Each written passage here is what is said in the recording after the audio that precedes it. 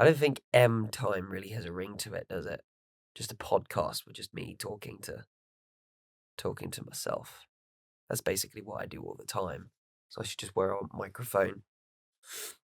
You just hear me talking to myself. Maybe that's M time, or it should be time.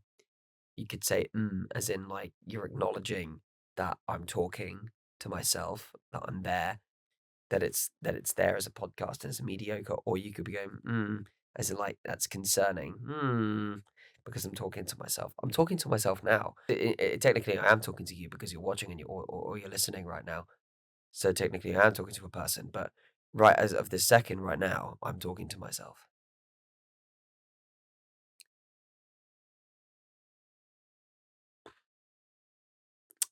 So, what's the deal with airline food?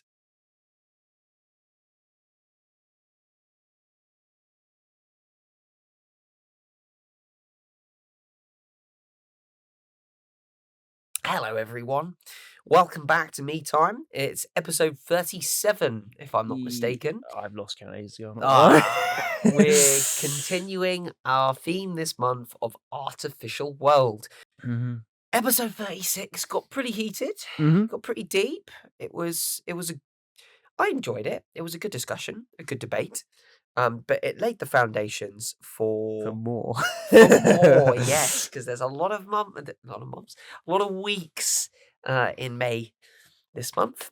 Oh, that was a very stupid thing to say. There's a lot of weeks in May, not this month. This month is May, fool. There's a lot of weeks in May, so that means a lot more artificial world stuff. Excellent. So, I mean, I don't know about you, Elliot, but you seem very keen on diving in to to artificial intelligence debating this episode. So, I mean, why don't you take the lead? Yeah, well, it kind of stems off the conversations we were having the last episode. So I wanted to look in the idea of, well, we know that robots don't have empathy. We also know that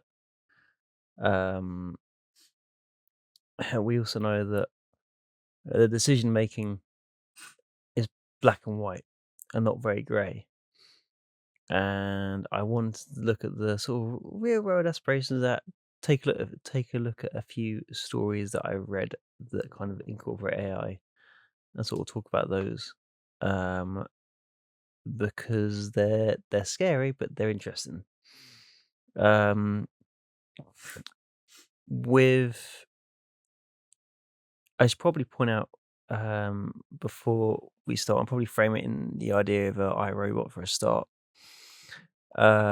Where we're kind of open to a world where a lot of the robots are sort of convenience items.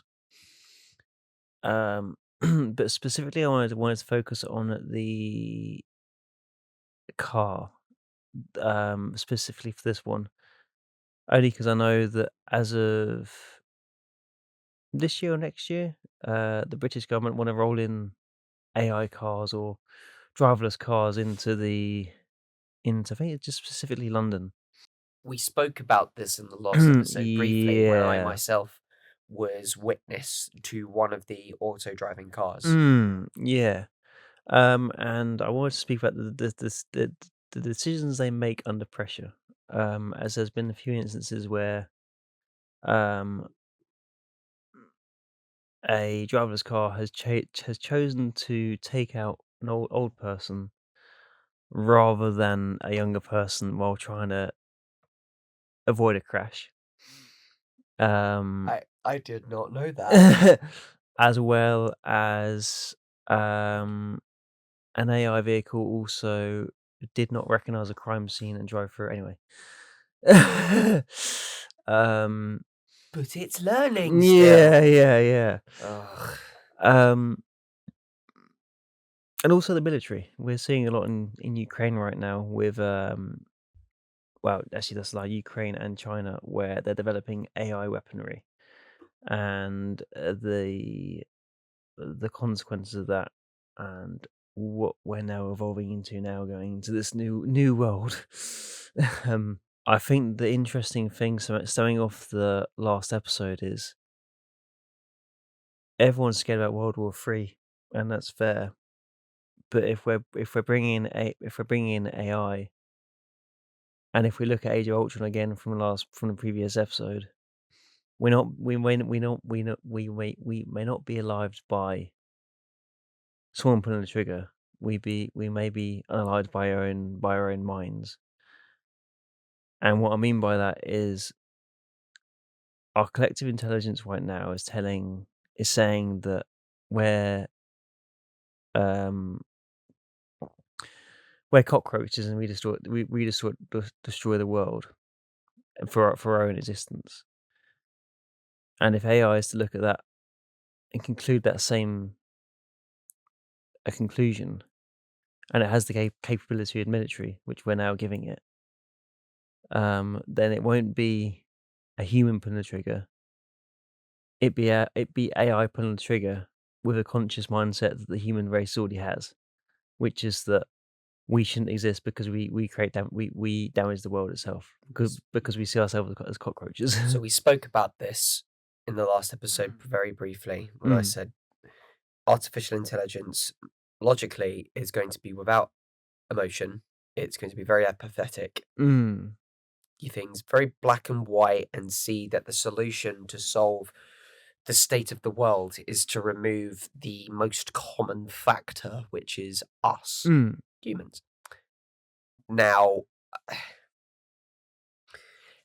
there's something I want to dive into when it comes to this. But I'll jump into iRobot briefly because there's a good example. You've got it's been a while since I've seen it. It has, mm, but it is a film that stuck with me because there were so many robot haters in the movie, namely our mm. protagonist Will Smith's character. Yeah. Um, and fascinating, he was also with a prosthetic limb, which was Mm, robotic.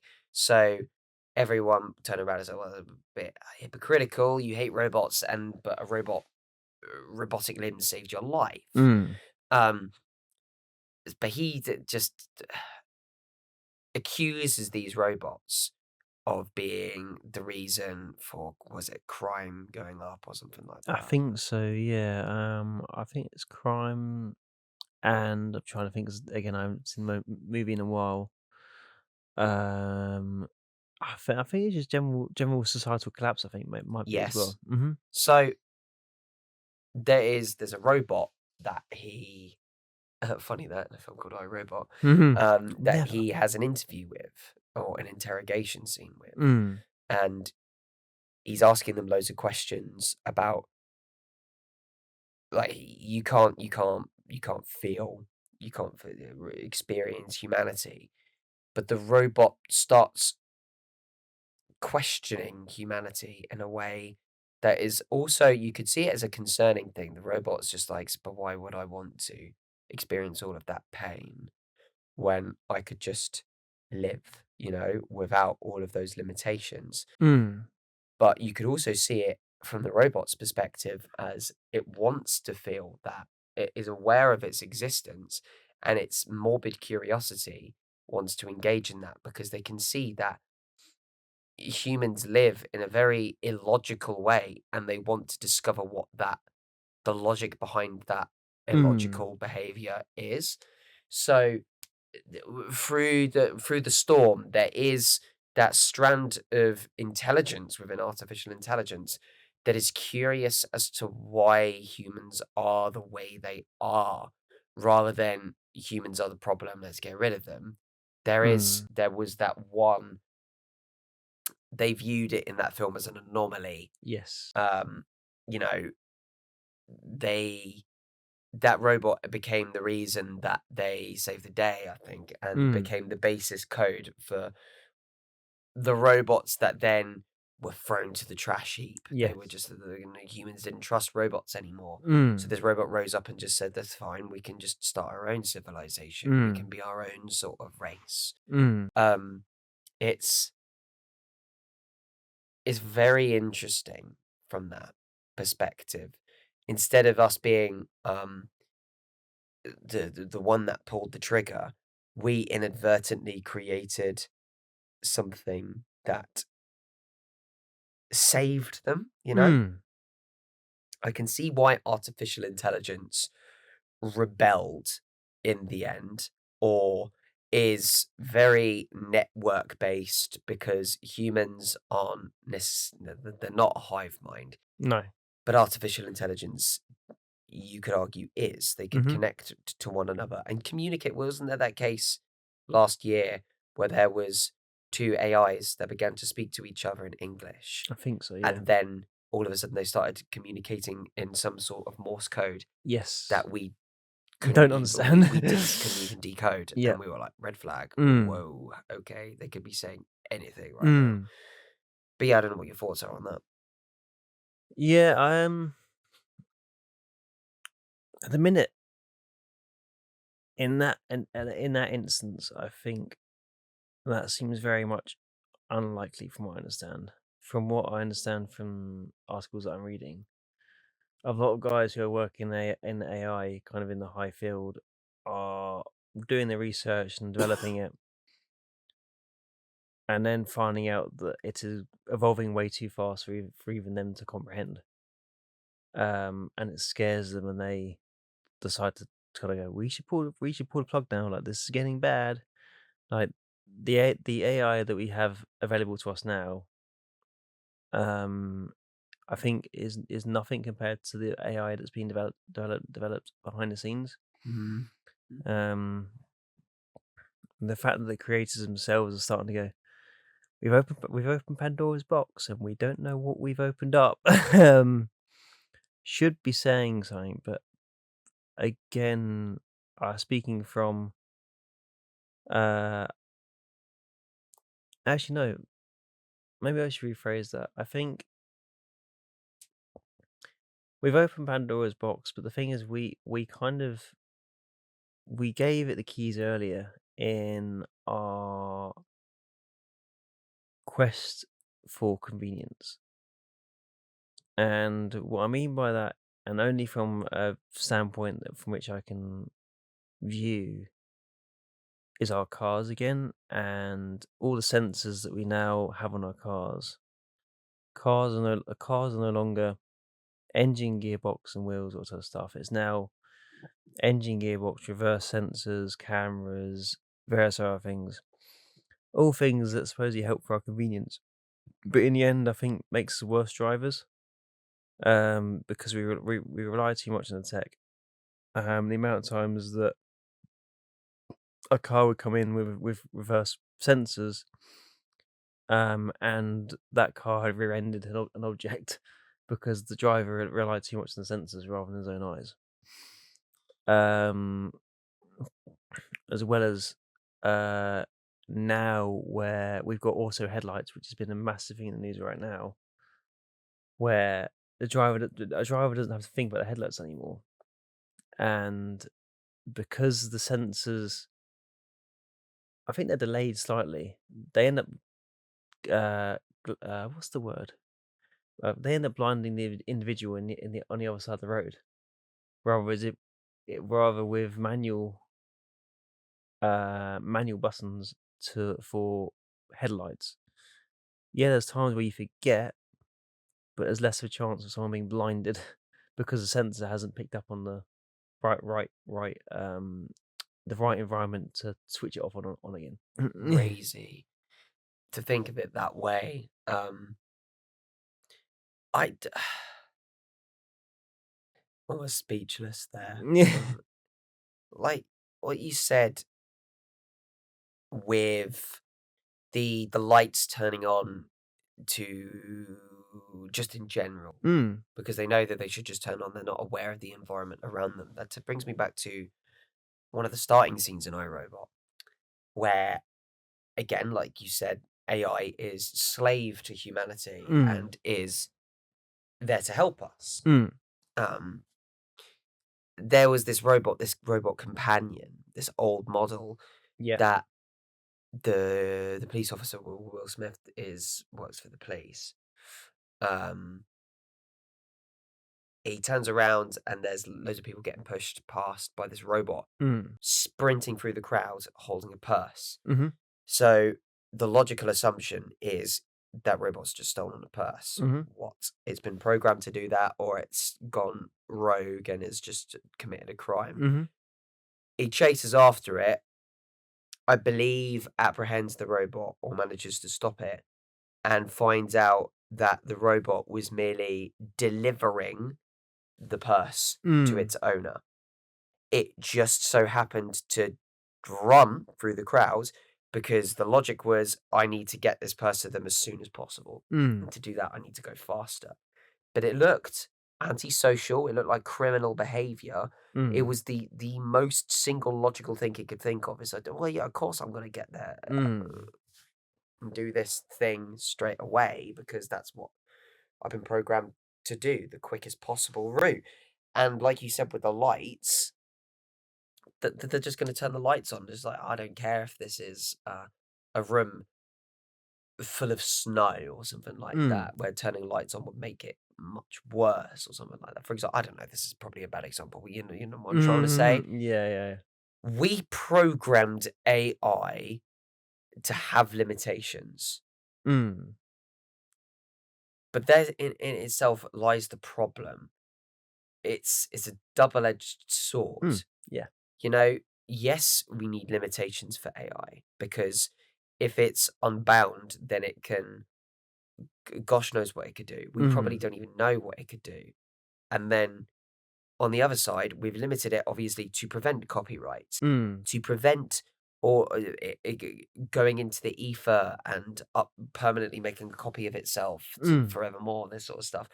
But in that respect, if we're putting a limitation on what it knows and what it can do, then it's not going to be adaptive to why we need it, to why it's in society, you know? It's a question of whether or not then, like we've been discussing, should we have a AI at all? If we're preventing it from doing things, then it's reducing its efficiency. But at the same time, you and I are examples of when AI is unfiltered and gets to do its for all of its capabilities, we're angered because it's robbing us of, you know, our Robs us of our agency. that's the one. Yeah, yeah. I wouldn't say robs us of our humanity. That was the Yeah, only thing yeah, coming yeah. to mind. I was like, that's not what I'm trying to say. Yeah. Robs us of our agency. Yeah. Mm. Um, I don't know what your thoughts. I mean, there's definitely truth to that. I again, it kind of speaks back to our conversation last episode, but I'll probably want to develop it more, where our agency or our definition of ourselves has been built up around what we do for work. Well, we spend most of our time at work these days, because at this current moment in time we have to.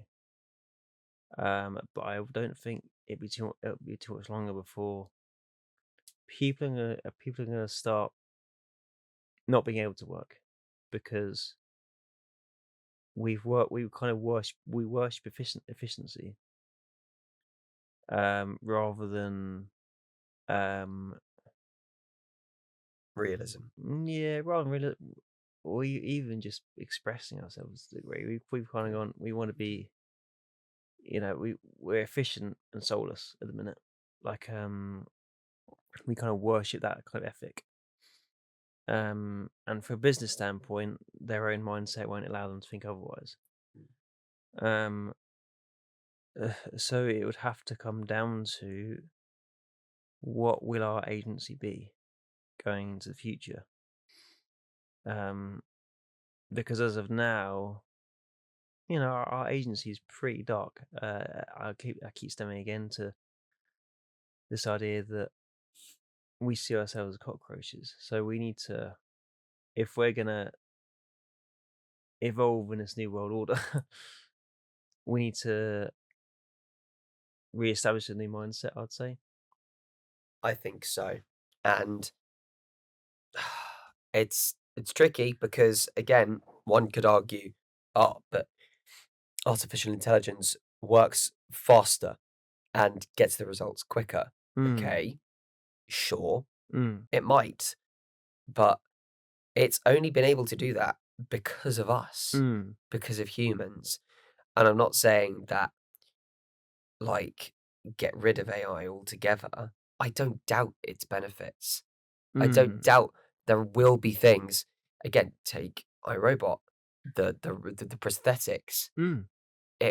Like, can you imagine that in the health industry? Yeah. Um, the what AI could do for us, or formatting a spreadsheet that will probably take hours upon hours, whereas you need to create a pitch for your company instead.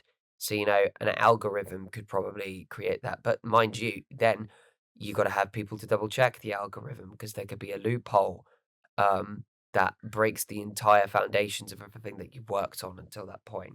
Yeah, I think there's the idea that we built in a framework of safeties, I guess, but we're even seeing that AI will break those safeties. So there was a story again where an AI system was air gapped, so it wasn't connected to the internet.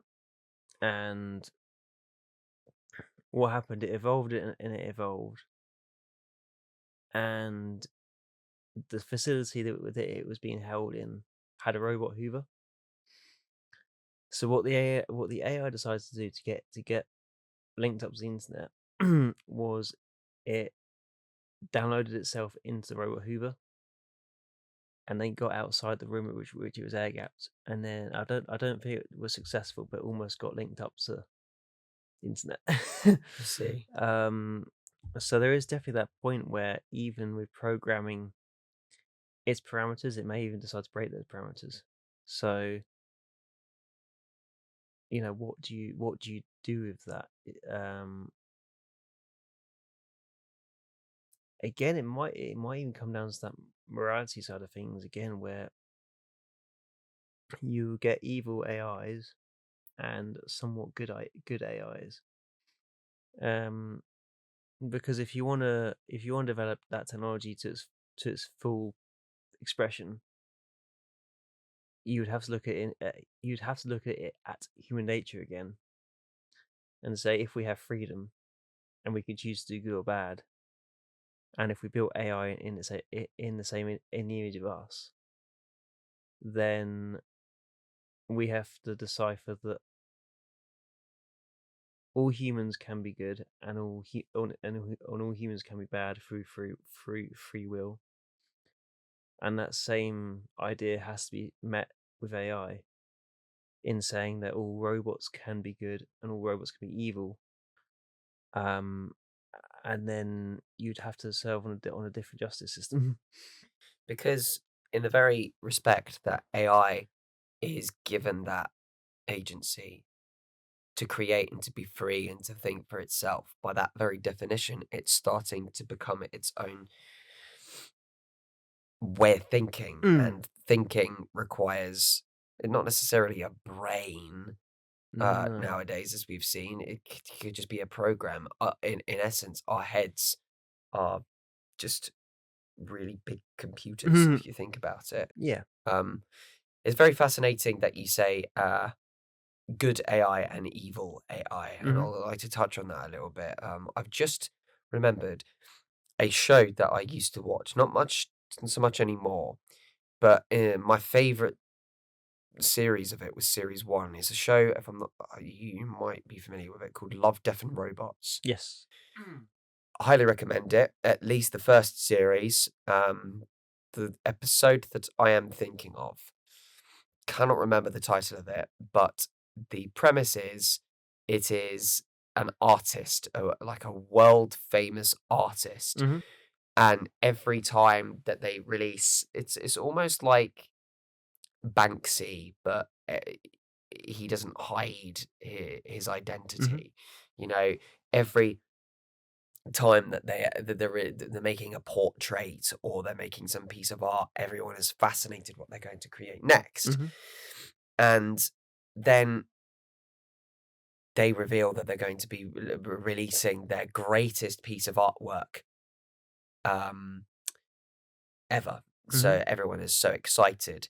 And then the artist reveals at this grand opening, like, I have been trying to find my purpose for the greatest time. And then they slowly reveal that they are a robot, Oh, wow. that they used to be a pool cleaner.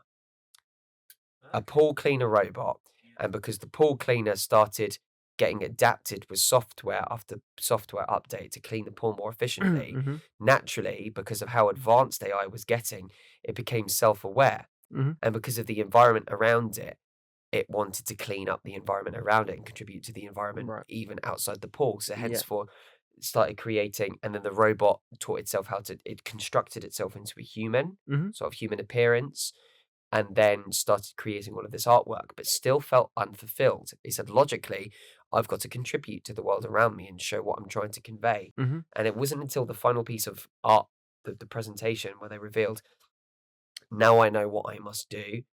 Now I know my final piece of artwork is the greatest of all.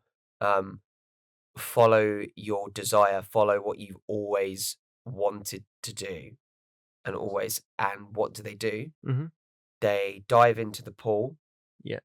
and all of the human parts and constructs fall away to revert it back into its pool cleaning self. And the episode Oh, ends. whoa. How deep is that? That's yeah. And he's just like, because then obviously he just de evolved himself back to his basic form, Mm. because deep down, the AI was made to clean a pool. And then because they became so self aware that they were just like, you know, that was my purpose, and I actually kind of like that because life is simpler that way. That's what I was always meant to do, and that is what I want to do. I can't help but feel that the hidden meanings behind that is because they've interacted with the world so much. They became so aware of the chaos around them that they were kind of like, not what I signed up for. Yeah, yeah.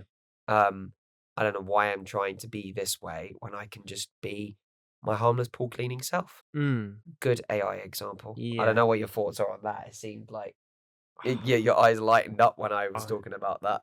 Me and Matt always need coffee to get through an episode of Me Time. If you're enjoying what we do here and want to donate to the channel, just donate to coffee, and hopefully we can improve the production of the Me Time episode. Enjoy the rest of the episode. Coffee. I don't know, it's interesting, even though it's we can't there's no real foundation to work off of, but to sort of explore the world and make art and decide, you know what, I want to go back to something more simple. I know my head kind of has a conflict in that idea, because you only from the idea of we see quite a few sort of purposely naive people these days, and while I understand it, there's times where there's issues that turn up and people decide they don't want to talk about it because they're too scared of what will come from that debate. Right. Um, and part of me is there going, the robot's cool for kind of going into the world. Yeah. And part of me is there going, I'm disappointed because he could have done more if he stayed an artist.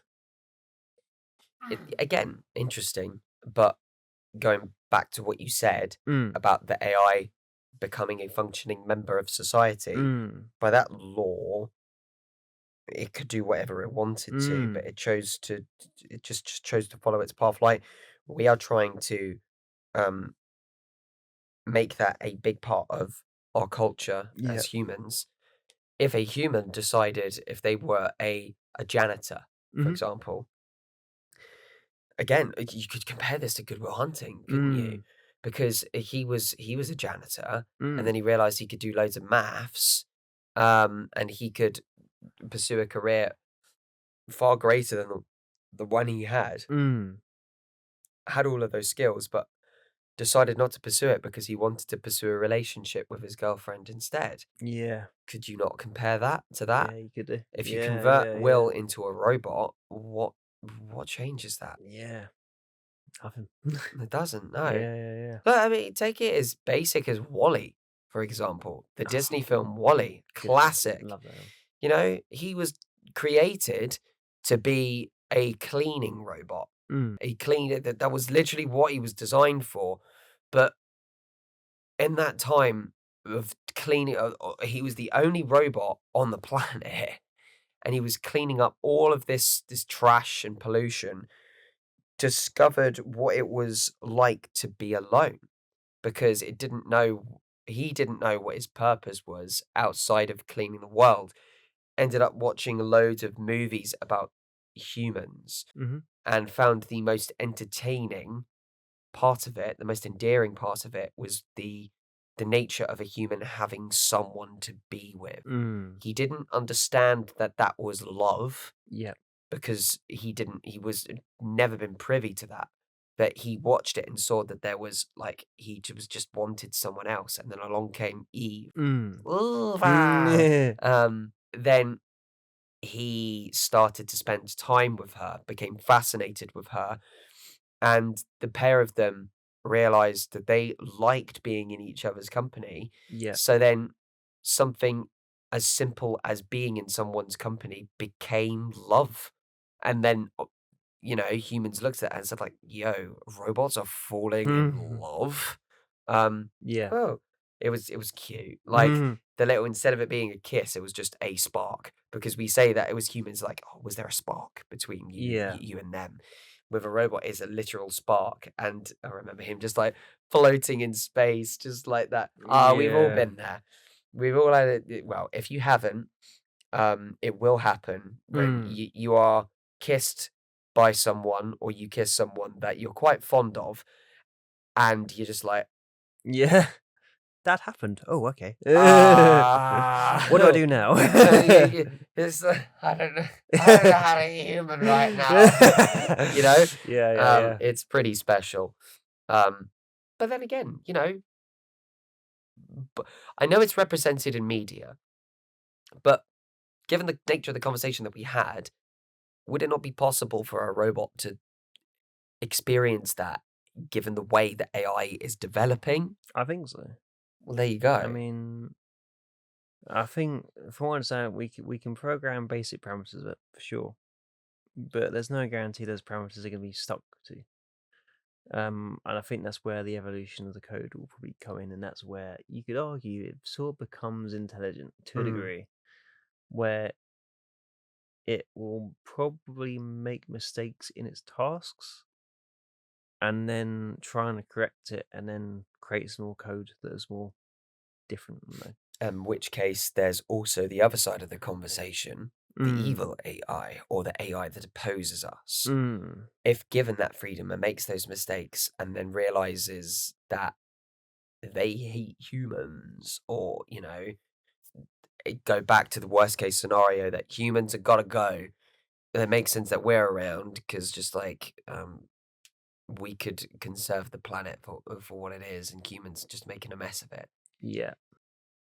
You've got an example. One of my favorite examples of that is The Matrix. Yeah. Because it's not explicitly stated. They are in the movie called Sentinels and Machines. Mm-hmm. But in the original Matrix, it is called AI. They explain what the Matrix is. And spoilers for anyone that hasn't seen the Matrix, please watch it now. Watch the trilogy, don't watch the fourth one. Yeah. It's terrible. Yeah. You've got Morpheus explains that ages and ages ago, we don't know who fired the first shot, but we know man created AI, and conflict brewed. They don't say the specifics, but conflict brewed between humans and AI, and war broke out, and most likely nuclear war broke out, because they said humans scorched the sky. So life basically perished, leaving the one thing left that would survive a world without sunlight and could survive radiation, machines. Yeah. And who can pilot machines? Artificial intelligence. Mm-hmm. For the remaining surviving humans, robots and AI found a way to convert a human's chemistry, bodily functions, into a form of energy. They converted them into batteries to create more AI, to create more machines, and in doing so, their brain activity was then uploaded into this system called the Matrix, Mm-hmm. because the more brain activity they had, the more that they were thinking, the more power that the machines had. Yeah. Obviously, then, the humans that became aware of their condition then said, break the system, fight the machine, rage against the machine. Yeah. Wake. Come on! But then they break out. Obviously, the main characters break out of the Matrix and like, okay, this is life right now. Life is pretty shit. We don't even know what year it is. We don't like it's pretty awful. And it's not it's this what is like it's a dystopian future underground in a big metal ship eating rations and disgusting liquefied food and water, and they're not living how they would in today, like in today's culture, which is why you have some characters like Cypher Oh, yeah, good. Yeah. turning around and going, look, life is terrible, but at least in the Matrix, I can try and live a better life. The argument there was, yeah, but you're a slave to AI. You're giving AI what it wants. Cypher goes, I don't care. Yeah. At least I can live and AI can live. Why bother fighting for something I don't want? Yeah. And better yet, with AI, I can design the person that I want to be. Yeah. I don't have to be a loser. I could be king of the crop. And AI can make it happen. Yeah. So that was one of my favorite parts of the film. Not because I rooted for Cypher. Obviously, he is a bit of he's not a villain. He's an antagonist. Yeah. Yeah. A villain is defined as a person in a movie that is doing something with evil intentions, most likely in opposition of the protagonists or main characters or a set of characters. Yeah. Yeah. An antagonist merely opposes the views of the protagonists. Doesn't necessarily make them a bad person. Yeah. I mean, again, I'll probably see. Well, he did kill someone. That was pretty bad. That was pretty bad. I would probably see Cypher as most people, where Cypher kind of doesn't like the work, I guess, that he'll have to put in if the robots were to lose, to rebuild the world. Roles reversed, basically. AI is what we are now. AI is the dominant, for the benefit of talking about Matrix, the dominant species. AI is apex, alpha, and we are what AI is now, secondary to them, and still able to function, create. And it's really weird how humanity and emotions were looked down upon by robots, and saying like, good, think, breathe, love, do all of that stuff. Good. The more that you do that, the stronger and more powerful that we get, and the more energy we have to survive and live. So like, anyway, sorry, I digressed there. What do you want to hear? Yeah, I kind of the way I see it, I think there's a lot of ciphers around right now. As much as people don't want to come to terms with that, in regards to we make all our tasks easier with technology, all sort of stuff. And granted, some of it is useful. I can't get around that argument. Some of it makes jobs easier, but there is definitely a certain degree where I think people should get back to the manual side of things. Like trying to learn how to grow food again, or trying to learn how to fix their own equipment rather than sort of having to buy new stuff. Learn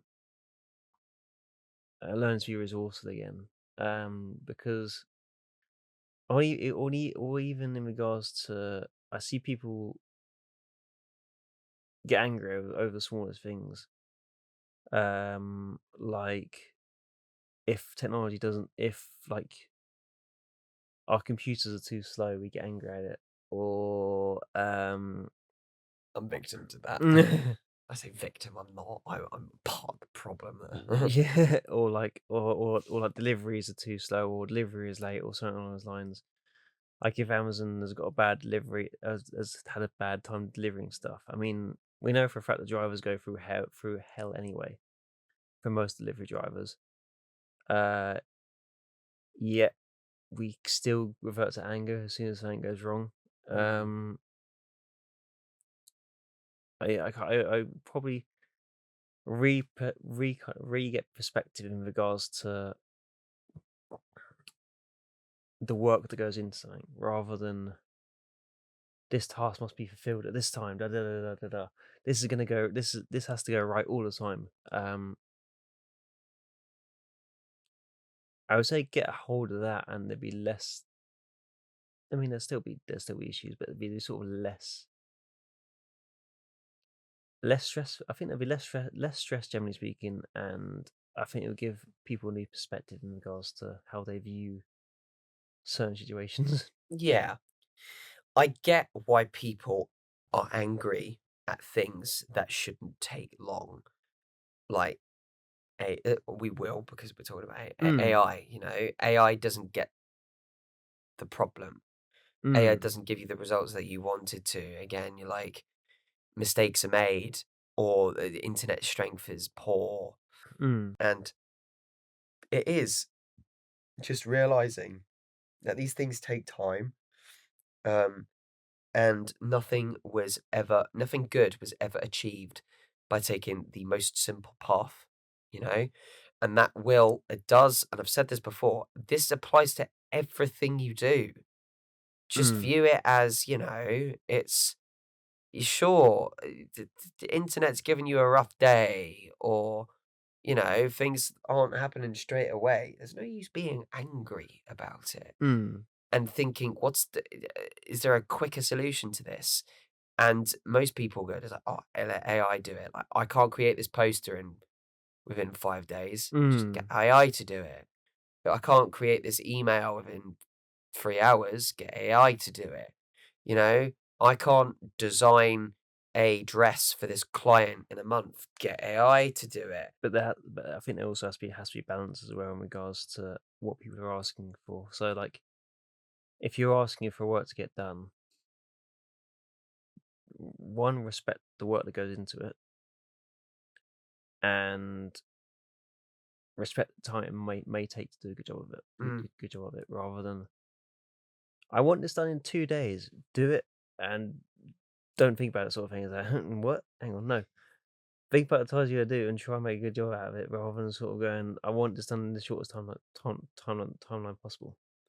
So then you get this almost dilemma when, say, you have that human that realizes that, yeah, I've got to do all of this stuff, and becomes less dependent on AI and doesn't need AI. Enter another character in the Matrix that becomes aware of this. He himself is AI, Agent Smith. He is AI. He is. He's been assigned a task to find the anomalies and to find the people connected to Zion and terminate them, or find the other survivors, the other ones that break out, so that, the Matrix is fully under control. So when he captures Morpheus, his best chance to enter Zion, which is like the safe haven for all Matrix escapees, his best chance to find Neo, the one, the so-called one at this point in time. He interrogates him, and for the first half of it, he's quite high and mighty, and he's very condescending. And my favorite bit is when him as AI starts breaking down the code and the script, and reveals that he is the ability to think for himself. Mhm. When he starts explaining to Morpheus what he thinks, how he classifies the human species, Mm. he goes, "You guys just populate loads of areas over and over and over, and you just infect the area and destroy the environment around you. Yeah. And there's more and more and more of you, and you just don't seem to go. You don't seem to get no one. They can't get rid of you. Mm. There's only other one type of thing that I've analyzed that copies this behavior, and it's a virus." Yeah, that's it, yeah. So Good he comparison. then, which is quite ironic in itself, because a virus is also a bit of malware code on the computer that infects and destroys and leaves nothing left. Mm. And he compared humans to that. So automatically, as artificial intelligence that just goes, look, humans are just as bad as me, if not worse. Mhm. So AI is here to prevent that. But then we realize why he said that. We really, truly understand his intentions when he's the only one left in the room. He's completely honest with Morpheus and goes, "I don't just hate humans, I hate this. I hate my purpose. Humans are absolutely disgusting." Yeah. Like, he doesn't just hate humans. He I hate wants the smell. He just it's the smell. If there ever is such a thing. I can taste their stink. Yeah. Oh, he is repulsed by humans through and through. They're the most disgusting thing. He breaks past the final layer and says, "Do you not understand that when my job is done and all of the humans are plugged back in, there is no reason for me to be a program anymore. I won't be here anymore. I can't be stuck in this system. I can't be limited to my own code, my own purpose. I have to get out of here." Smith revealed that he wasn't just an antagonist. He was an evil AI, a villain, through and through, with his intentions to break the system from the other side. The humans wanted to break out of the Matrix for freedom. So did Smith.